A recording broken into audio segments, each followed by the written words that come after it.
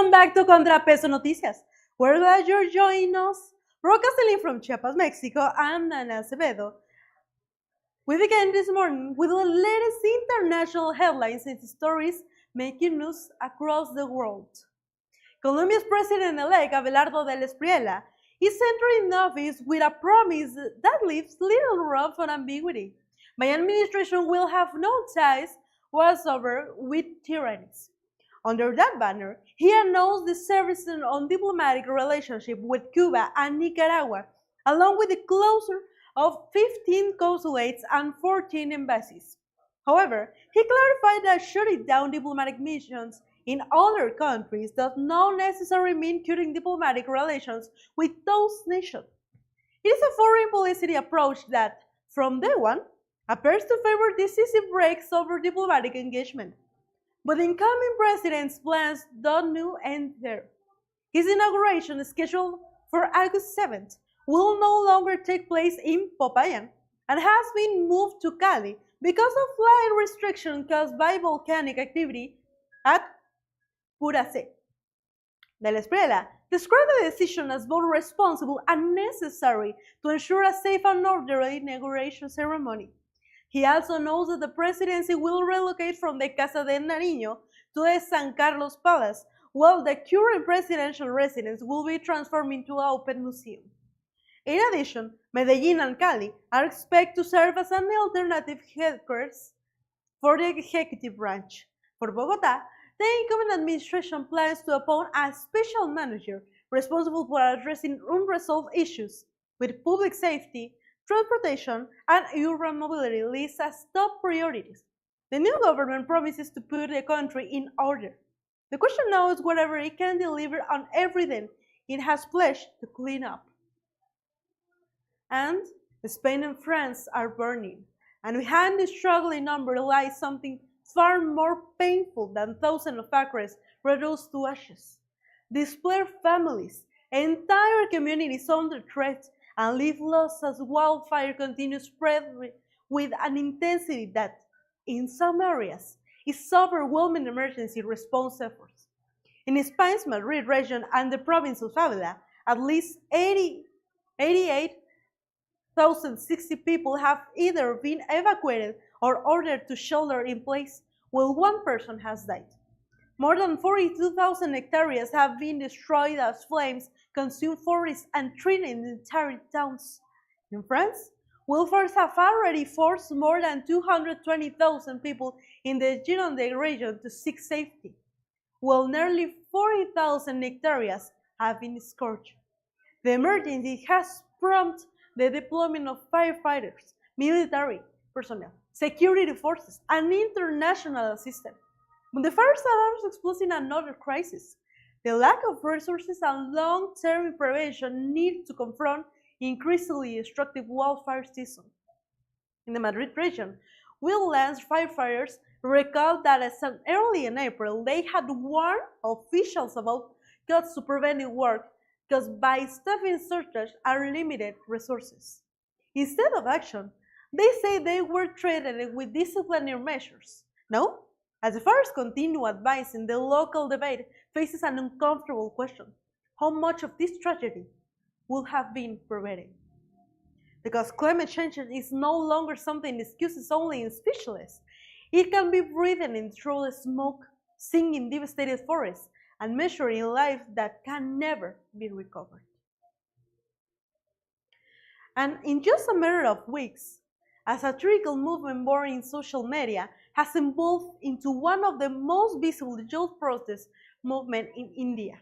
The so-called Cockroach Janta Party, widely known as the Cockroach Movement, has gone from online mockery to marches toward parliamentary, organ strikes, and demonstrations across multiple cities. And ultimately, the political establishment paid a price.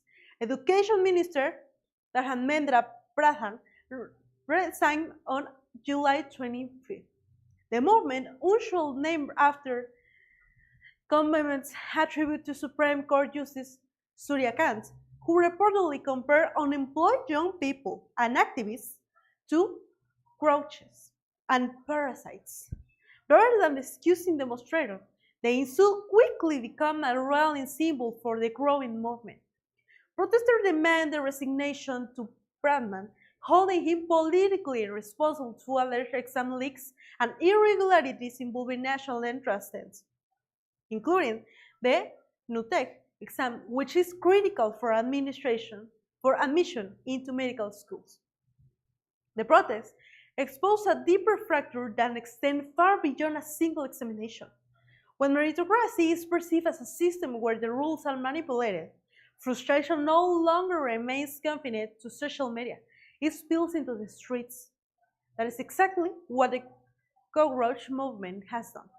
And according to participants, their demonstrations have also been met with police repression and violence. And the ideological difference between Argentina and Brazil have moved well beyond political disagreements and evolved into a new diplomatic dispute. Argentine President Javier Milei sharply escalated tension by referring to Brazilian President Luiz Inácio Lula da Silva as a thief and a convict criminal during a political event in Sao Paulo, prompting Brazil's government to immediately summon its ambassador in Buenos Aires for consultation. Rather than delivering a traditional diplomatic speech, Milei used the launch of Flavio Bolsonaro's presidential campaign to extend his political confrontation beyond Argentina's borders. He not only criticized Lula directly, but also urged Brazilians not to let socialists steal their future, while linking Brazil's economic performance to what he called the Lula's risk. The Argentine president appears to be placing political confrontation ahead to diplomacy. When a head of state turned an international event into a platform for endorsing a foreign candidate while publicly attacking the host nation president, the message extends beyond ideology and carries real diplomatic consequences. Brazil responded quickly. Government officials described Milei's remark as an insult to the Brazilian government, its people, and its democratic institution. Lula, meanwhile, made it clear that he will continue governing without interference from anyone, and warned that Brazil does not accept foreign governments seeking their noses where they do not belong. The episode underscored now how the political rhetoric replaced diplomatic restraint. Relations between nations often become the first casualty. And now we go to a short break and continue with more news from Cuba and the United States.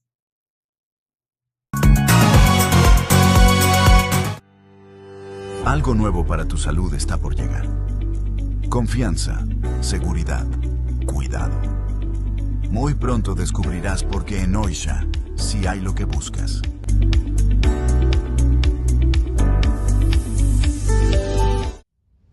¿Formas parte del comité de padres de familia? En TCI Sistemas tenemos todo lo que tu escuela necesita en mobiliario y equipo para mejorar los espacios educativos a través del programa La Escuela es Nuestra. Contamos con computadoras, laptops, impresoras, proyectores, mobiliario escolar, consumibles y una amplia variedad de equipos y accesorios, además de asesoría y soporte especializado. Somos tu aliado para equipar las escuelas con productos de calidad y soluciones confiables. TCI Sistemas, tecnología y equipamiento a tu alcance. Visítanos en calle Niños Héroes, número 3E en el Centro Histórico de San Cristóbal de las Casas. Contáctanos al 967-115-6175 y 967-131-3397. TCI Sistemas. Si es tecnología, es TCI Sistemas.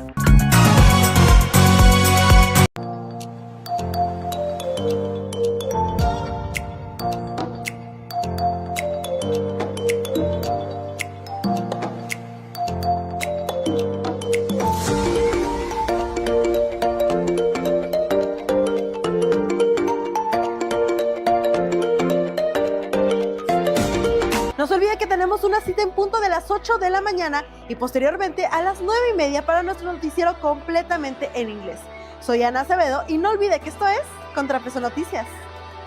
¿Listo para construir el futuro que deseas? En el Instituto Hispano Jaime Sabines te ofrecemos desde maternal, preescolar, primaria, secundaria, preparatoria, licenciaturas y maestrías. Instituto Hispano Jaime Sabines, formando valores para toda la vida. Hace Impacto tiene la solución más sencilla y rápida que te puedas imaginar. Olvídate de complicaciones y maquinaria pesada. Con nuestro increíble asfalto en frío, solo necesitas de 3 herramientas básicas: una escoba para limpiar, un pisón para compactar y una palabra de adición para transformar tus vialidades. Así de fácil, en cuestión de minutos, ese molesto bache que te hacía perder tiempo y arriesgaba tu vehículo desaparecerá para siempre. La calidad duradera que Hace Impacto te ofrece es nuestro mayor compromiso. Queremos que disfrutes de caminos lisos y seguros sin largas esperas ni costosas reparaciones. Es tiempo de experimentar la magia del asfalto en frío de Hace Impacto. Para conocer más sobre esta solución revolucionaria y devolverle la fluidez a tus calles, contáctanos ahora mismo vía WhatsApp al 981-829-0201. Tu camino libre de baches está a un mensaje de distancia. Soy Monserrat González y te invito a sintonizarnos en punto de las 8 de la mañana porque estamos transmitiendo en vivo a través de Facebook, Instagram y YouTube. Recuerda que nosotros somos ContraPeso Noticias. En el Instituto Hispano Jaime Sabines acompañamos a tus hijos desde sus primeros pasos hasta su formación como jóvenes responsables y preparados. Aquí se construyen metas, sueños y decisiones importantes. Inscripciones abiertas. Escríbenos al 961-252-6507 o comunícate al 961-604-1541. Desde maternal hasta licenciaturas, maestrías y doctorados, Instituto Hispano Jaime Sabines, formando valores para toda la vida. Los muebles que tú necesitas. And our last story of the day. Tension between Cuba and the United States have escalated once again, but this time through some of the most inflammatory political comparisons yet.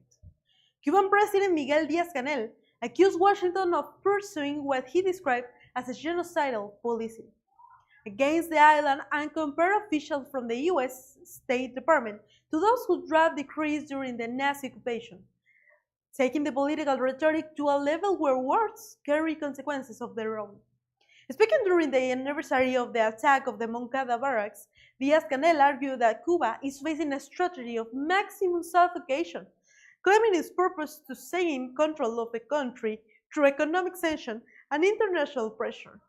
He also insists that Cuba is neither the first nor the last nation to face such policies, placing the island situation with a much broader geopolitical conflict.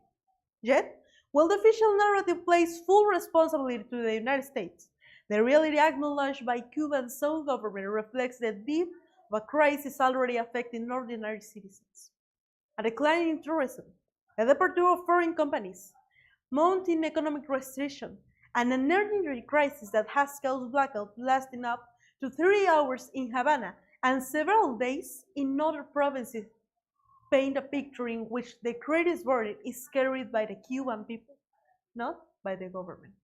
Against a backdrop, Díaz-Canel once again called for national unity while promoting the implementation of 176 market-oriented measures recently approved by parliamentary.